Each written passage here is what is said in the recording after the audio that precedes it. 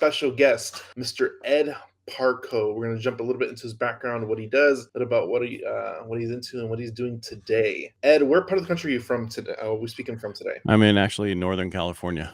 Northern California. I live in Southern California. Where do you live? I live between LA and San Diego. Dude, I was down there for 20 years. I was in the Navy. So where? By Temecula.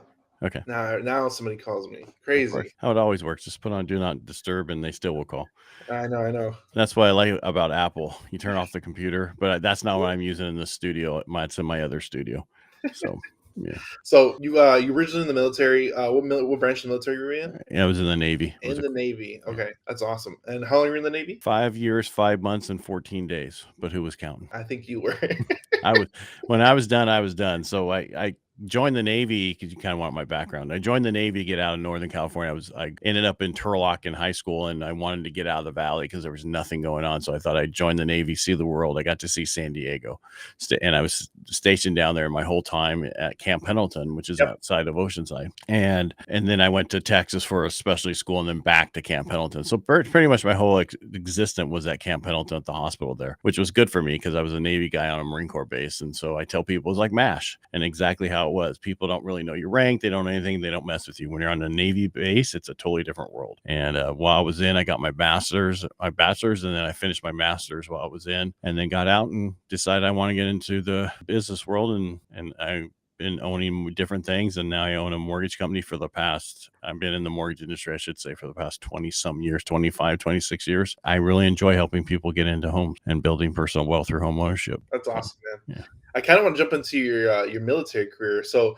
you always see like a bunch of movies like that where because I know my brother's in the Marines, so I actually went to Camp Pendleton when he graduated from the Marine Corps. When you definitely mix it up, that's a cool dynamic that was interesting. Did you join when you were younger or like? Yeah, I joined in high school. I was in a delayed entry program. So in high school, I knew I wanted to get out of here. So I signed up and wanted to be a corpsman, a medic, and then just figure out from there. And everybody was telling me I'll be a blue collar worker my whole life. Not that there's anything wrong with that, because the blue collar worker these days make a lot of money in the right place. But I was told I'd do nothing with my life. Well, the problem is when I was a kid, my dad had hairy cell leukemia, which was from Agent Orange from being in Vietnam, and he got it. And so he passed away when I was 12. So I grew up without a father, and we went from, middle upper class to dirt road poor. And so it totally changes your dynamic when you end up doing that. And so I started working really young, worked on my grandfather's dairy, get, different jobs, because my mom couldn't give me any money. We were on Social Security. Yeah. So totally different world. Yeah. I think the military, I think it's good for certain people that it helps them get like direction in life, because a lot of people might not know what they're going to do and how they're going to do it. And I think you're kind of like put down like, oh, you're going to be some blue collar worker or whatever, trying to put you down, but it forces you to pick something, and it forces you to adapt and grow in that field. And I think it makes you like a functioning adult when you're not necessarily. You grow up much faster in the military. Yeah, there you go. That's the one. Either grow up much faster or you get kicked out. This show is sponsored by HiveMind CRM. It is more than just a CRM. It is a real estate and business mastermind that comes with an all-in-one CRM. You can have unlimited websites and users. You can call, text, RVM, and email all in one user interface. And you can set up custom automations for any type and multiple businesses. 65% of companies start using a CRM system within the first 5 years of business. Once implemented, the HiveMind will save you on marketing, give you more time, and make more money. One of our users had his first $100,000 month using our system in June. We want to see you automate and accelerate your business. Text us at 210-972-1842 for future meetings, and of course to get our $1 course on how to make more than 6 figures on one land deal. You can schedule your free demo today at HiveMindCRM.io. And then you don't really amount to much technically, but most people grow up. You're forced to grow up, and you become, you're able to handle things that your counterpart in the civilian world would not be able to handle. 100%. And I don't mean like psychology stuff. I'm just talking, I did stuff as a physical therapist. I mean, as an assistant and I would do it like only physical therapists would do in the civilian world. We would do in the military world for our patients, because you can't get sued. right? There's the difference. So Mm, we did stuff that if I went out to then do that same job out in town, I couldn't do what I did yeah. because of all the requirements. That's crazy. Corman, were you stationed at Camp Pendleton your whole time when you were in Yeah, the at the hospital. Yeah, at the older hospital that's not the one up front and that you see from the road. I was at the one that was in the middle of the base. Awesome. Yeah, I appreciate you serving in the military. Thank you. Even though it's been many years ago, I appreciate the service, and I know people like you. It takes a lot of. You don't necessarily get a lot of things. You don't get a lot of like love from outside of the military, but I appreciate everybody that serves. So just want to start off with that. It's a totally different world now. When I got out, nobody cared. Yeah, Now, after 9/11, people care again because of what we've done and how we come back. And my son's he's an airborne medic in the Army. And he's like, Dad, every time I walk through the airport, it's like 100, thank you for your service. He goes, I go, you should enjoy that because when I used to walk through this, I get nothing. So now people care and they're back to caring. It's important to help our vets. We lose 22 a day from suicide.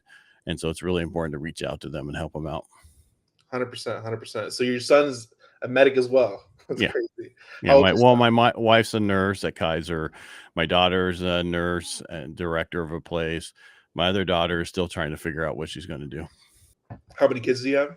5 total. 5 total kids. Amazing. Yeah. Amazing. No, I think it's really medical field. It's really cool how all your kids and family all went through the same thing. That's awesome. Well, I don't want them in my industry. You don't want them in the mortgage industry. No. Mortgage it's so that if you look at, and this is not a negative thing, this is just as a career. You can get into it, but keep it as be a nurse or something first, and then do this on the side or whatever. I mean, the issue is if you look back at I'll just say in the last 30 years, there was probably a good 15 to 18 years out of there. The rest of it, there was issues or problems, or the market was down, or this was going on. Because you got to look at 2008, the financial crisis, that took a good, at least 8 years to come out of that. Yep. And now we're in a situation because we didn't build homes back there, and we had to absorb all those homes that we overbuilt. Now we don't have enough homes at all. In California, we're 2.5 million homes short that we have to build to get caught up, and it's going to take 15, 20 years to do that. So this real estate market is just crazy. People think, okay, well, the rates are so high, we're going to have a bubble. There's no bubble. There's no inventory. You can't have a bubble without inventory. Yeah. So the volatility of the mortgage industry is not a plus. No, I mean, and things will change over time, but I mean, no other time in history, if you look back just right now, right, in the last year, really in 6 months of that year, we went up 5% in interest rates. Never in history done that like that. Yeah. In a 6-month period. And that was all self-inflicted by our government. And I'm not trying to get conspiracy theory and all this stuff. When you shut off pipelines and you increase inflation, that's what's going to happen. And then you got if you're on a budget at home with your wife or whatever, if you're both working the budget, then everything works. But if one doesn't, if one's like, okay, we got to control our spending so we can get this done over here, but I want all these programs, I want to buy all this stuff. And that's what's the problem with our government. The one side is just spending because they know if they spend it, they won't be able to spend it later if the administration changes. So they're just spending now. And the Fed's going, well, we need to control inflation. So I'm doing this tightening, but you keep spending and it doesn't work. And that's why we are where we are. Yeah, I think the government is very conflicted on what they do, and then it hurts everybody, but it hurts the lower middle class the worst. But right now, people who used to be on the food stamp program, it's called something else now, SNAP or something. Yeah. I saw a statistic: 45% of them are going without one meal a day, and then 55% of them so they're hurting like you would not believe, the low income. And it's all because of the different programs that were put in place and the different things that was done, especially what they call the Income Reduction Act, not the Inflation Reduction Act, but the Income Reduction Act. And that's basically what's happening. It's middle class to lower middle class are being affected. Yeah, it's insane. It's insane to me. I don't think it's getting better. It's not getting better. It's only getting worse because I think the rich people that they're holding assets, so their inflationary risk is kind of grows with the market. But man, everybody else, if you're not holding assets, you're gonna get torched real quick. Well, if you own a home, you're fine because your payment's not moving up. You're renting, your payments are going up. Like especially in California, since they passed that stupid, rent technically a rent control to a certain point where they can only go up 10% max, 8 to 10%. Well, they Yep. have to do that now. Every landlord has to raise your lease every year 8 to 10% to stay in compliance. So instead of helping renters, they actually hurt the renters. And that's what happens when government gets involved. And this is not getting on a soapbox about political stuff, but Yeah. the government says, we want to help. This is what we're going to do to help you. But they don't look at the unintentional consequences from what they're doing. And that's the same thing with all the programs they came out with once, 2008, because of that financial crisis, they changed the whole mortgage system to a certain point of how we disclose. But that wasn't the problem. The problem was the bond rating agencies rated things as AAA that should have been rated Ds. Yep. And if you watch the movie The Big Short, you see all that. That's who should have went to jail. That's who should have went after, not went after all the mortgage brokers who didn't do anything, or the banks and all that stuff, who they're not the ones who caused the problem. It was those bond rating agencies. But you never saw any of those guys in handcuffs going to jail.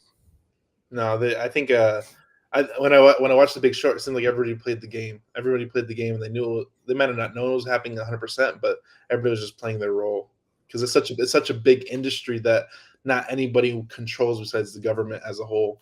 Well, once they start implementing laws and rules, it affects like the equal and opposite reaction. You change one thing, there's going to be an opposite reaction somewhere else. Right. I mean, there's just so many things. I mean, it's just like when they had qualified mortgage put in fact that certain things have to pass certain things. If you have a smaller loan amount, it doesn't pass those things. And then they got to a point where small credit unions across the countries couldn't do, they couldn't do the loans that most people need in certain places because they're too small and they won't pass QM and those little things. And so they had to come back and say, okay, well, this loan amount, this size can do, it just the stuff that they just don't. What they should do is get people from the industry who've worked in the industry forever and say, okay, what should we do to make changes to make this better? And if they would ask me, I would say do nothing, because they'll never do those loans again. They lost too much money. That's the problem. We don't do stuff in our industry where we lose money. We don't go back and do it again. Okay. So us in the capitalist society, we learn from our mistakes. So the best thing to do is just let it roll, let it play out. Mm-hmm. They cost too much money, and people. But out of that whole thing, how many people got homes? How many people got were bought at the right time, and now they have a lot of equity? There was a lot of people who had opportunities, and other people who bought hundreds of rentals and thousands of rentals, and still have them to this day. So, as negative as things are, there was a positive side for a lot of other people. Just like right now, there's a huge opportunity to get into a home right now, but most people go, "Well, the rate's too high. I want to wait till the rate gets lower." So I watched a video about this yesterday, and everybody's like, "Oh, the rates get lower. It's just going to create a feeding frenzy because now everybody can afford to qualify a loan, so it's going to make the prices go up." Mm-hmm.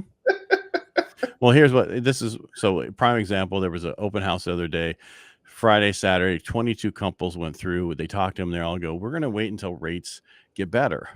Well, so that means there'll be 22 people for that one house when rates get better, or one of them could go, yes, I know rates aren't perfect right now, but I know I can refinance multiple times over the next 3 to 5 years and get this payment way much lower, but I'll never be able to get this price back down to the price point it is today. Even Dave Ramsey, for the first time in history, is saying buy houses now. Don't care about the rate. As long as you got all the money, you have, your reserves for it, and you don't have a ton of credit card debt. He's like, go buy that house because you're never going to see these prices again. It's I think it's I'm only 31, so I've only experienced. I bought my first house when I was 25, so I've been in real estate for about six years now. So like when I was in my younger 20s and even before I was 18, I didn't know nothing about business or real estate or anything like this. But it's one of those things where like there's always a joke like, oh, I wish I was bought real estate when I was 10 because the prices were amazing.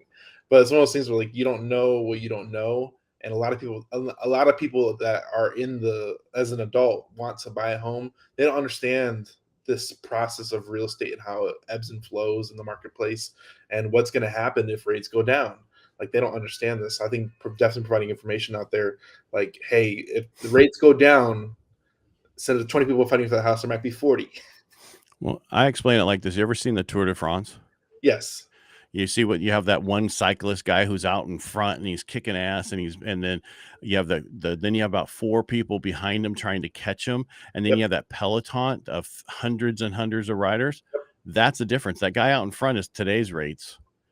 The 4 behind them is a point lower in interest rates, and that group of riders that's way back there, 100 of them, that's when interest rates get 2 points lower. That's how many people are going to be coming out of the woodwork, and that's a problem. What people don't realize today, you have to make over $100,000. It's different in Southern California, but in general, if you just look across nation, what we were able to do at 75,000 before when rates were super low, you're now at 125%. We were able to do a $700,000 house had a $2,500 a month payment, where now that's a $445,000 house. Yeah, and that payment's probably $2,500. Yeah. That's what I'm saying. For the same payment, that's the difference. A $300,000 difference in the price of a home. And that's why a lot of people can't afford now. And are we going to see the low rates we had back in 2020, 2021? No. So we figure that we're going to get to 5, maybe 5.5 over the next year and a half. And that's where we're going to be for a while. That's normal rates. Those other ones, we thought we were going to die. And that's why the rates went as low as they did. That was the whole thing. We're in a recession. They shut down the country. No time in history did they shut down the country. Yeah. So the only way to get back there is to shut down the country again. I'm not saying they're going to not come up with it. You give them a chance one time to do something, they might come back and do it again. Yeah, COVID was a weird time, and it's weird looking back at it, and it seems so fresh, but it was weird. It was weird. Definitely being in real estate at that time, because I remember I moved to California right at 2020 when it first started, and I moved to Southern California. Like, there was no traffic, like nobody was on the roads, and I'm like, this is nice, this is crazy. And like, I couldn't eat at restaurants because some restaurants were closed or short staffed. So it's an interesting dynamic that happens when the country shut down, and it was definitely interesting to see. I hope they don't do it again. I mean, I think it was really, really bad to the economy. And it was bad for everything. It was bad. We're dealing with the ramifications probably for the next 10 years. Forever. Forever, because of the whole, people, it's a control thing and potentially. But I mean, back to the whole thing you were talking about, people just don't know about real estate and how to do it. That's why I wrote my book, and I'm not trying to plug my book, but it's Financial Freedom, Building Personal Wealth Through Home Ownership. The reason I wrote that book is there's only one of me. I can't get to as many clients as I want to get to. And so I wrote the book, and it's based off of the first chapter's credit. I look at the way that I would qualify somebody. First thing you need to have is credit, right? If your credit's not good, you need to go work on and get it fixed. Then we look at income, and then we look at the assets, and we go forward, because you can always get a better job. You can always get someone to help you out with money or something. But the first part, you got to get down. And so I just go through there and I breaks down everything about getting a home loan the way I do it. And I've been doing the same way over and over again. When I had a business partner, we were in Carlsbad. We shared the same office as the owners, because our employees could just tell us one time instead of, hold on, let's go over to so-and-so's office and tell us again. And he's like, dude, you pick up the phone and you say the same thing over and over and over. I go, yeah, that's how I make sure I hit every point I want to hit that has come up along the way, so that I don't have to worry about it. And that comes with experience, 100%. Like, when you're experienced and doing something for so long time, you come up with your own internal script that you've answered every question, and you're gonna hit everything. And when they have a question, it's already answered, because you already have hit it in your flow. So 100%, I think it's important to provide education to the people. And I'm really glad you wrote a book. That's dope. Yeah, and it's on Amazon, and it became a bestseller for right away in 2 categories: home buying and then also mortgage. Easiest way to get my book is just go to getedsbook.com. It takes you right to my website. You click on the link, it'll take you over to Amazon. Because just like you, everybody goes, Ed Parco. How do you spell that? edparco.com. Yeah. Well, I'm Ed Parco everywhere. Instagram, TikTok, everywhere. So let's talk about providing information to the people, because I think the people need to hear it. So you have your own podcast. What's your podcast called? All right. Well, let me back up a little bit. So I've been on radio. So 5 years ago, August of 18, somebody came to me and said, hey, you want to do a local radio show on real estate and finance? And my first question was, do people listen to radio? because I didn't, right? I listened Oh, satellite and I streamed it. But people do here locally. Talk radio is huge on AM. And so that show's been going crazy for the past 5 years. I get 50% of my business from it. And then we amazing. turned it into a podcast on Monday, and that radio show is called Real Estate Jerky. We give you something to chew on. And you can find it on Spotify. You can find it everywhere because we turned it into a podcast. And then from that radio show, I do 9 lives a week, and 5 of them is our daily in the morning with my co-host. And we talk about the same stuff every morning. What's going on in the market, what's this, what I see with inflation, all that kind of stuff. And that's a daily. And that one's we just started uploading that as a podcast. We've been doing that for a year, but it was one of those things is you just get going and you figure out what you're going to do later. So no, and you just gotta start creating content, and you'll figure out a way to position it later. So you get 50% of your business from the radio show. Yeah. I didn't know anybody listened to the radio. Well, talk radio, do AM talk radio. It's totally different than FM. I'm not talking FM. It's talk radio. People, 1360 up here, 1280 up here for out of Stockton and stuff. Yeah, I have 51 to 71,000 listeners on that. Wow, amazing! Congratulations. Thanks. And then so I do that. Then I also do another podcast called Helping the Brave, which is for us veterans. Once we take the uniform off, we talk about transition story, we talk about PTSD and all that stuff. And we do that one on Wednesdays. That's also a live, but then we put it up to a podcast afterwards. So the whole radio thing still messes with my head because like I haven't listened to the AM radio in years because I remember growing up, like we had tape players, like we were still popping in tape players back then.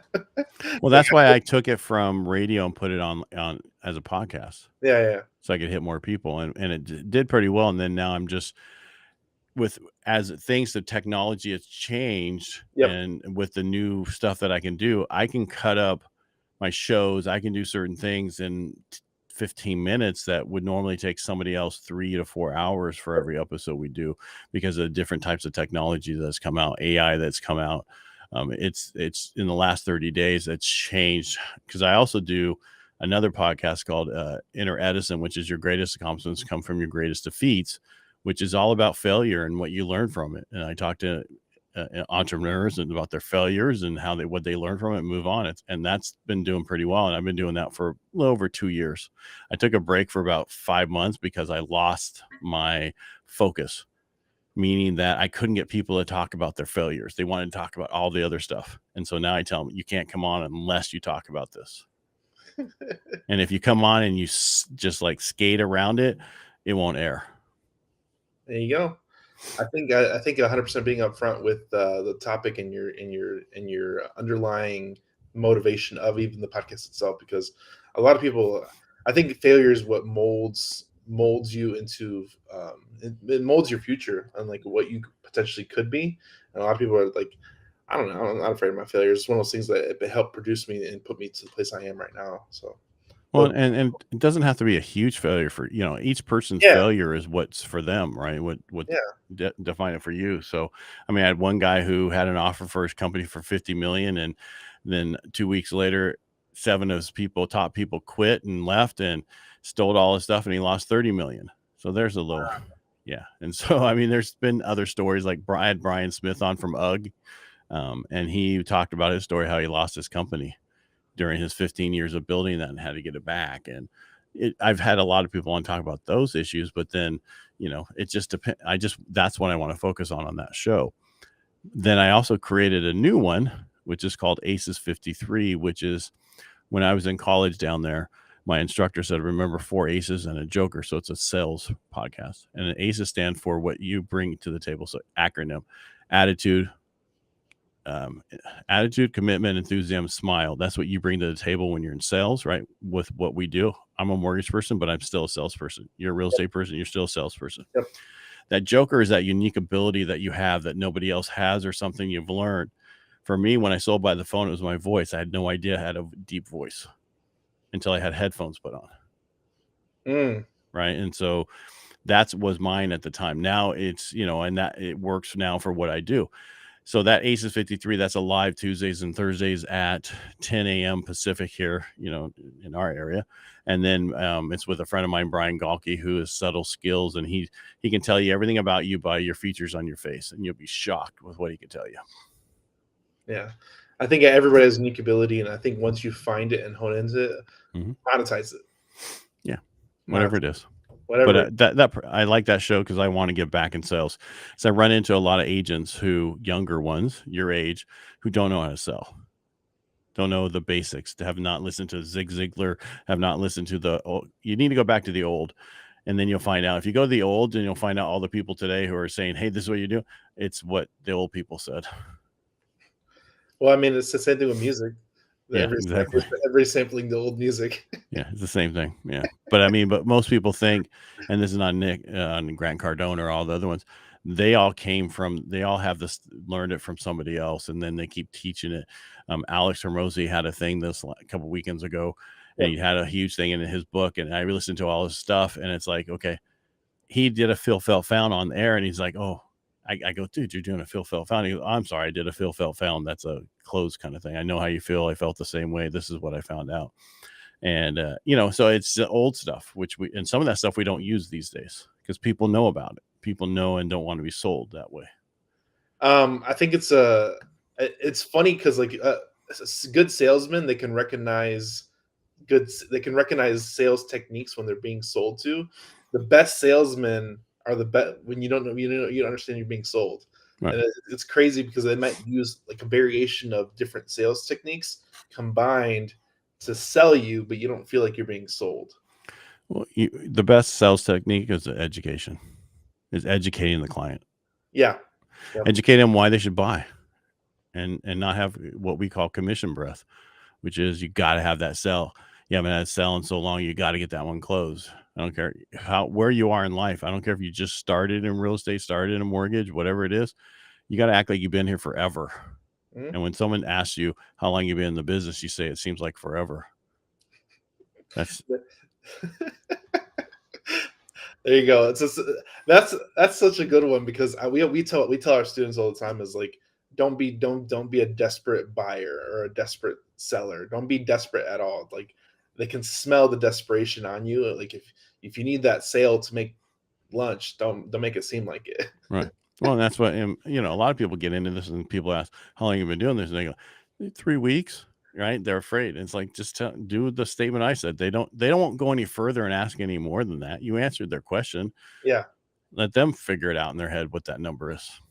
Yeah, you open-ended answers. So let them. Yeah. But what's helped me recently, once my book came out, so you probably, I don't know if you saw my stuff, but last November I came out in a documentary called Hacking Real Estate, and I talked about there was no bubble, all that kind of stuff, and because they didn't have a mortgage person in this, so I met them at Traffic Conversion in San Diego, and they're like, we want you in our documentary.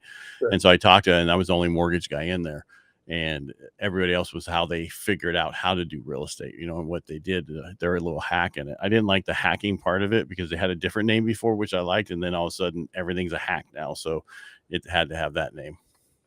But it was actually pretty good. I've had some calls from Palmdale, from other places that would never even know about me because of that documentary. Man, it seems like you've really like found your niche, and you've been in it for a long time, and it might not even be mortgage lending anymore. I just like talking to people, but the big thing that I like about, so if you're whatever we're in, right, mortgage or real estate, you gotta be the authority in the industry. Yep. How do you become the authority in the industry? Do podcasts, do lives, do radio shows, write a book, get put in a documentary. But you got to be really careful though, because you could get too much, and then people think you're too big, and they won't work with you. Ooh. So how do you confront that? Like how do you avoid staying too big? There's just well, it's funny because some people are a celebrity to somebody, right? That's just how life is. Yep. And it doesn't matter. Like when I tell people, like on the radio, I'll call, if you call me, and I'll call you, and I call them, and they go, I didn't really think you were going to call me, but I told you I was going to call you. Right. And I'm old school. I'm about phone, email, no, texting, no, unless it's in, like, I do a lot of stuff up in Tuolumne County, which is like Fallbrook to you guys down there. You're in Temecula. Fallbrook's up like in the foothills and stuff, and the signal doesn't work real well, or out towards Alpine kind of stuff. Same thing. They got a text because they don't have good cell coverage. And so that's different. But in general, people, whatever your text is in the state of mind they are in, right? Because they can't hear your voice. I want to talk to you because I want to hear the tones and inflections in your voice to see if you're hearing what I'm saying or if there's an issue. I can tell you in a second if somebody's got an issue. So having the physical conversation with people, I think that's 100% sales strategy right there. You have to. Yeah. It's about FaceTime with the client these days, period. I like my whole theory on this is like communicating the way people want to be communicated to. So me personally, I like texting and emailing because I like communicating on my time, but I'll call when I need to. And there's always that one. I always have scheduled calls. So it's one of those things where like you can have that one-on-one interaction, but communicating, they want to be communicating too. So like the younger people that I'm sure like being texted to. They do, but also they don't want voicemail, right? But they want a phone call. Yeah, but they want a phone call. They definitely want a phone call. Yeah, and I tell. So I work with all ages. I don't care, and I tell them, I'm going to leave a message. I don't care if you listen to it or not, but you know that I left you a message and it wasn't a freaking butt dial. The biggest problem these days is people will call and not leave a message or text saying, "Hey, call me" or whatever, and you don't know if they really called you or if it was an accidental drop the phone and called you. Because I have kids, dude. My kids are young. And I always tell them, leave a freaking message. I'm not going to call you back unless you leave a message because I don't know if you just made a mistake and called me accidentally. But I do text people at little things. But if it's something that I need to make sure they really understand, I'm not going to text it. It's just too much. 100%. You're not going to clarify it. If it's more than 2 lines, it's not going to be text. 100%. Hey, when's the best time to speak with you? Because I need to get this message directly to you where you understand and I don't have to repeat myself. Right. Yeah. Because I mean, I do a lot. I probably meet 1 out of 100 of my clients. Just because I'm in the mortgage side. I don't have to have, nobody wants I tell them, I don't need you to come in the office and waste time away from your family and there's things. You don't need to do that. Here's my app. Boom, fill it out. Tell me I can run your credit. We'll do a soft pull. Tell you go to optoutprescreen.com and get opted out, and until you go to donotcall.gov and opt out of those 2 things. I don't want your credit run unless it's a soft pull. Yeah. Because you get 92 phone calls these days when someone runs your credit. Woo. Trigger leads. There's a thing going through Congress right now. Reach out to your administration, the people that are in the federal side, let them know you want that trigger lead thing passed so that they can't sell those trigger leads anymore. Leads, the lead business is insane, literally insane. Like that's the biggest reason with me personally is like I get like 10 to 15 phone calls every day and I don't know who's calling, so I just don't answer none of them. If I get if your number isn't saved, I just don't answer it. Well, I pick it up, and then if I don't hear anybody right away, you can hear a little click. Yeah, I'm like, I'm done. Click. It's a dial. If you can tell if it's a person or if it's something being transferred. And I'm not talking the old school transfer. They're pretty good these days, but there is a delay. And if there isn't somebody right then and there, as soon as you say hello, it's going to be transferred. So move on. Hang up. That's crazy. What's your book called? Financial Freedom: Building Personal Wealth Through Home Ownership. Okay. Awesome. Let me know afterwards. I'll send you a copy. When did you release it? I'll definitely take a copy. February this year. Yeah. So I sent it all to my clients that I deal with. Mm-hmm. And I'm going to tell you right now, I don't care who you are. You're not going to get my clients. I've had clients now, don't care how much the builder is willing to give them. We'll say I'm using it. Yeah. Because that I'm educating them on the whole process. How would you like a client that comes to you that has no questions because they read my book and they know everything about credit, income, assets. They understand the CD, the loan estimate. They understand the contract and the closing costs and all that stuff that comes up and bites us all in the butt because somebody doesn't explain it to them. You mean your loan officer didn't tell you about closing costs? What's closing costs? Yeah. What's prepaid items? We all have, we're in a hurry and we have to deal with, when I'm done with this, I got 6 clients I got to get to and qualify. And that's how, all of a sudden it's like the gates are open again. People are realizing Now is the time to buy. And what I'm getting at is we're so busy, I could forget to say something to one of them because I'm going through so many. But if I send them my book and they read it, I don't have a problem. The other thing is when I send out certain disclosures, I said, remember, did you read my book? No. I go it's the same thing. I sent it to my son. I said, read this book. My daughter-in-law read it, but he didn't. I'm like, it'll explain this. And one guy was like, well, what's a loan estimate? I go, read chapter 4. It talks about it, explains it. It shows pictures of it. So you'll know what it is when it comes to you, because you're going to get them so many times now because of 2008. Everybody said, oh, I didn't know it was adjustable. Well, you signed a rider 3 times. I did.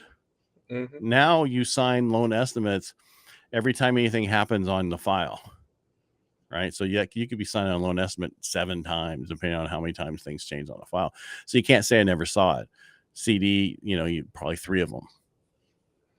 That's amazing. One thing I like about having something like that, it's like a manual. It prevents you from messing up, and it gives them the information. And I'm sure it saves you a ton of time of reiterating the same conversation you have with every client for the past 20 years, and it's all right there. Yeah, but I'm good with telling them again. But at least they have the book to go back to. Yeah, you normally got to hear it 3 times to really understand it. So they'll read it once, hear it again from me, and then I'll bring it up again. There's a manual, and everything explains it a little further. Yeah. The only issue in my book is when I wrote it, it came out in, I was writing it in 2021 or whatever. I said at least rates aren't above 7% yet. Oh man, you stuck your foot in your mouth. No, they're not going to be here forever. I'm just saying, that I said rates are going to continue, will go up, but no one knew they were going to do this. Yeah.